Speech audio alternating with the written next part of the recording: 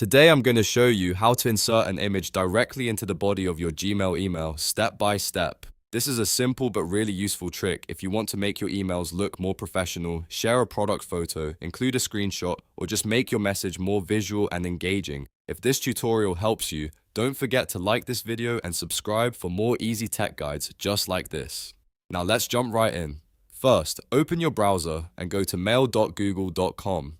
This will take you straight into Gmail. Make sure you're signed into the correct Google account before continuing. Once Gmail loads, look for the Compose button and click it to open a new email. A new message window will appear on your screen.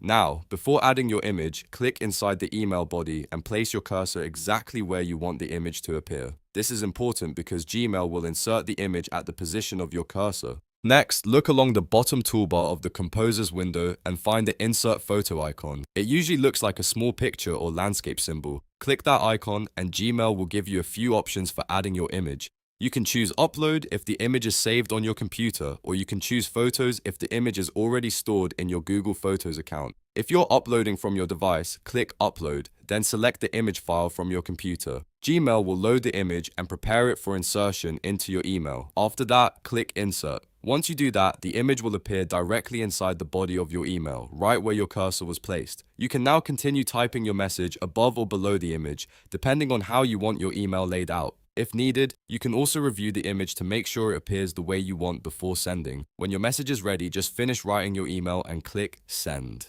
And that's it. You've successfully inserted an image into your Gmail email body. This is a great skill to know whether you're sending personal messages, business emails, or visual updates to clients and coworkers. If this video helped you out, please hit the like button, subscribe to the channel, and turn on notifications so you don't miss the next tutorial. Thanks for watching, and I'll see you in the next one.